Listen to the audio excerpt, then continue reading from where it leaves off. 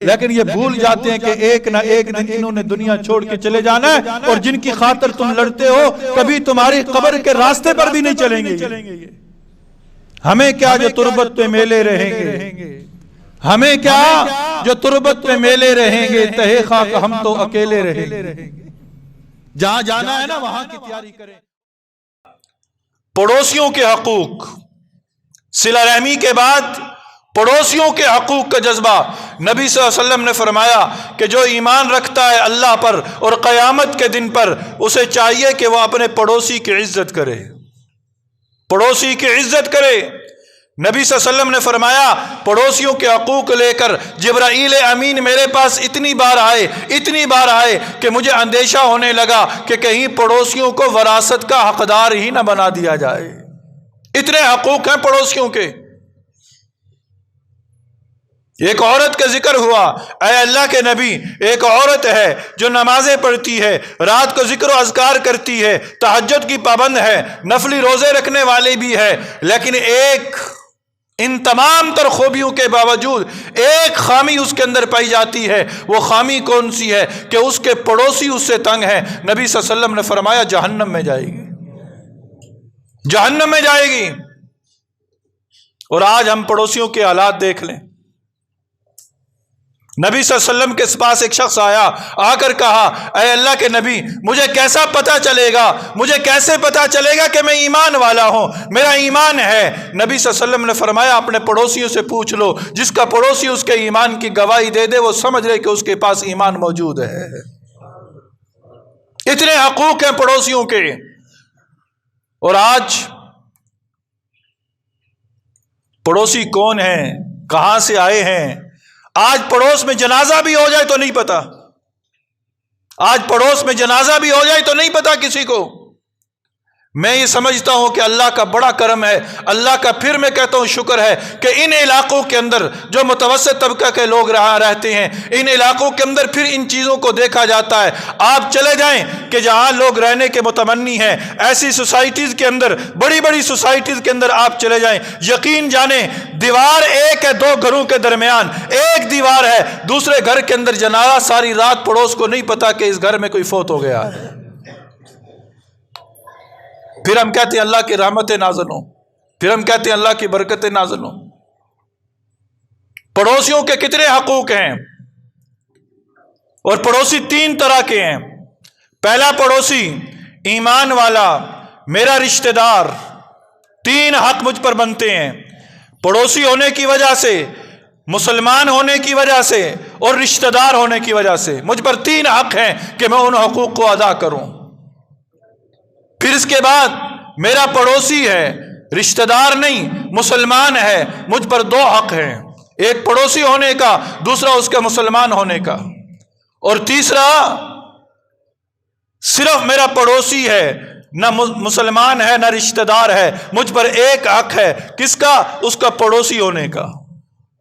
پڑوسی اگر غیر مسلم بھی ہے مجھ پر حق ہے کہ میں اس کے دیکھوں، اس کے کھانے کے معاملات دیکھوں، اس کے پہننے کے معاملات دیکھوں، اس کی عیادت کروں، اس کے گھر کے کوئی پریشانی ہے اسے دور کروں۔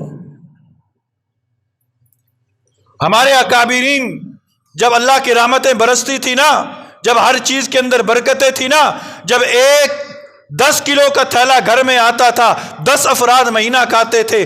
آج 10 کلو کا تھیلا آتا ہے، ایک ہفتہ نہیں چلتا۔ وجہ کیا ہے؟ گندم بھی وہی ہے، پھر رب کا پیدا کرنے والا، اس خوراک کو پیدا کرنے والا رب بھی وہی ہے، لیکن وجہ کیا؟ آج برکتیں ختم ہو گئیں۔ برکتیں اس دور میں تھی جب لوگ پڑوس کی قیمت لگاتے تھے، پڑوس کی قیمتیں لگتی تھیں۔ عبداللہ ابن مبارک کا پڑوس ہے، ایک شخص نے مکان بیچنا تھا، خریدار آیا، مالک مکان نے کہا کہ 2000 دینار لوں گا، 2000 دینار لوں گا۔ وہ خریدار کہتا ہے کہ محلے کا، علاقے کا ریٹ جو ہے وہ 1000 دینار ہے، تم 2000 دینار کیوں مانگ رہے ہو؟ وہ شخص کہتا ہے 1000 دینار میں اپنے مکان کا مانگ رہا ہوں، اور 1000 دینار میں عبداللہ ابن مبارک کے پڑوس کا مانگ رہا ہوں۔ اور آج یہ ہے پڑوسی چلا جائے ہم شکر کرتے، اچھا ہوا چلا گیا، اچھا ہوا چلا گیا، میں بڑا تنگ تھا اس سے۔ ہم کیسے مسلمان ہیں؟ یہ مسلمانوں کے لیے مشعل راہ ہے یہ چیزیں کہ ہمارا پڑوسی ہم سے ناراض ہو جائے اور چلا جائے اور ہم خوشی منائیں کہ اچھا ہوا چلا گیا؟ سنو، کل قیامت کے دن پوچھا جائے گا، اگر پڑوسی بھوکا سویا، تمہارے گھر کے اندر شوربہ بنا، ایسا سالن بنا، حکم یہ ہے شریعت اسلامی کا کہ اگر دیکھو تمہارا پڑوس غریب ہے تو اپنے گھر خوشبودار سالن بھی نہ بناؤ، ایسا سالن نہ بناؤ کہ جس کی خوشبو باہر جائے۔ تمہارے پڑوس کے اندر کوئی یتیم ہے، اپنے بچوں کو نیا لباس نہ پہناؤ کہ ہو سکتا ہے ان یتیموں کی آہ نہ نکل جائے۔ اب پڑوس ہیں کہاں تک؟ 40 گھر میرے دائیں ہیں، 40 گھر میرے بائیں ہیں، 40 گھر میرے سامنے ہیں، 40 گھر میرے پیچھے ہیں، یہ سارا پڑوس کے اندر شامل ہے۔ کل قیامت کے دن جہاں رب مجھ سے میرے بارے میں پوچھے گا، بالکل اسی طرح میرا رب مجھ سے میرے پڑوس کے بارے میں بھی پوچھے گا، میرے پڑوس کے بارے میں بھی پوچھے گا۔ معاملہ صرف جہاں کہتے ہیں نا جب آخرت کے عذاب سے ڈرایا جائے اور ان معاملات کو بتایا جائے تو کہتے ہیں دیکھی جائے گی، دیکھی جائے گی۔ کیا دیکھ لو گے؟ کیا دیکھو گے جب ایک پڑوسی اپنے حق کو لے کر آئے گا؟ ایک شخص جنت کی طرف جا رہا ہوگا کہ ایک دوسرا شخص آ کر اس سے لپٹ جائے گا، پوچھا جائے گا تو اس سے کیوں لپٹا؟ رب سے وہ فریاد کرے گا، اے میرے رب پوچھ اس سے، میں اس کے پڑوس میں تھا، یہ خود پہنتا تھا میں ننگی زندگی گزارتا تھا، یہ خود کھاتا تھا میں نے بھوکی زندگی گزاری، اس نے اپنی بیٹیوں کا نکاح کروا دیے، دھوم دھام سے کروڑوں روپیہ خرچ کر دیا، اور میری بیٹی جہیز کی وجہ سے ساری زندگی گھر میں بیٹھی رہی۔ کیا جواب دیں گے؟ کیا دیکھیں گے؟ اس لیے ہم نے اپنے اخلاق کو بہتر کرنا ہے۔ کامیابی اس کی ہے جس کی اخلاق بہتر ہیں، اور اخلاق اس کے بہتر ہوں گے کہ جس کے اندر پڑوسیوں کے حقوق کا جذبہ ہوگا، ان کے حقوق کو پورا کرنے کا جذبہ ہوگا۔ ہمارا ایمان اس وقت تک مکمل نہیں ہو سکتا۔ رجب کا مہینہ ہے، شب قدر، شعبان کے اندر شب برات آنے والی ہے، رمضان کا مبارک مہینہ آنے والا ہے، رحمتوں کا مہینہ آنے والا ہے۔ اس سے کون مستفید ہوگا؟ یہ رحمتیں کسے ملیں گی؟ کسے ملیں گی؟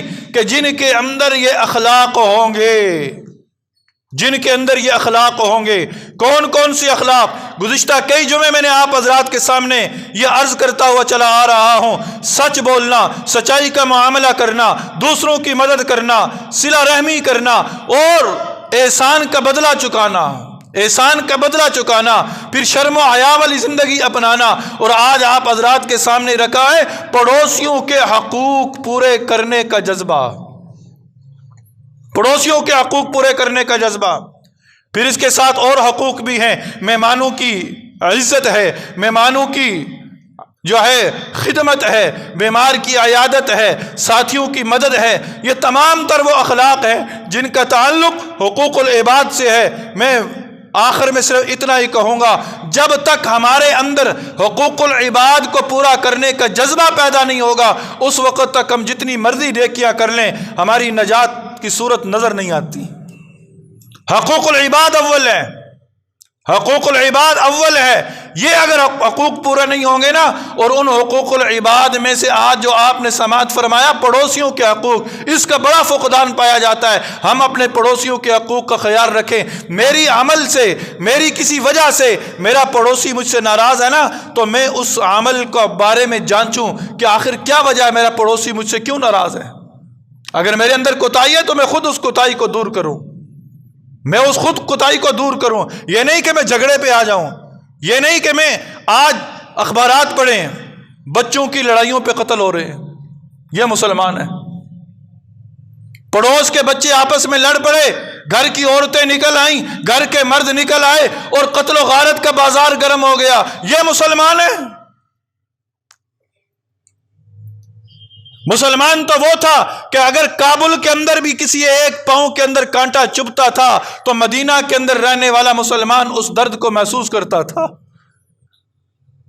آج بچوں کی لڑائیوں پہ جو ہے قتل و غارت، یہ پڑوسیوں کے حقوق ہیں۔ پھر یہ تمام تر معاملات کرنے کے بعد ہم کہتے ہیں اللہ برکتیں دے دے، اللہ رزق میں برکتیں دے دے، اللہ صحت میں برکتیں دے دے۔ یہ ایسے دعائیں قبول نہیں ہوں گی، ایسے دعاؤں کی قبولیت نہیں ہے۔ دعاؤں کی قبولیت اگر چاہتے ہیں ہم لوگ، اگر ہم یہ چاہتے ہیں کہ ہماری دعائیں قبول ہوں، تو ہمیں اپنے اندر یہ جذبات پیدا کرنے ہوں گے۔ زندگی کیا ہے؟ یاد رکھیں، جن کی خاطر ہم لڑتے ہیں نا، انہوں نے مرنے کے بعد ہمیں بلا دینا ہے۔ ہمیں یاد نہیں رکھنا ان لوگوں نے۔ آج دوست کی خاطر دوست جاتا ہے، آج سارے محلہ دار ایک وجہ سے اکٹھے ہو جاتے ہیں، آج سیاسی بنیاد پر لوگ اکٹھے ہو جاتے ہیں دوسروں کو تکلیف پہنچانے کے لیے، لیکن یہ بھول جاتے ہیں کہ ایک نہ ایک دن انہوں نے دنیا چھوڑ کے چلے جانا ہے، اور جن کی خاطر تم لڑتے ہو کبھی تمہاری قبر کے راستے پر بھی نہیں چلیں گے۔ یہ ہمیں کیا جو تربت پہ میلے رہیں گے، ہمیں کیا جو تربت پہ میلے رہیں گے، تہے خاک ہم تو اکیلے رہیں گے۔ جہاں جانا ہے نا وہاں کی تیاری کریں، اور وہاں کی تیاری کیسے ہوگی کہ ہم حقوق العباد کو پورا کرتے رہنے کے جذبات اپنے اندر پیدا کریں۔ اللہ مجھے بھی اور آپ سب کو بھی عمل کی توفیق نصیب فرما دے۔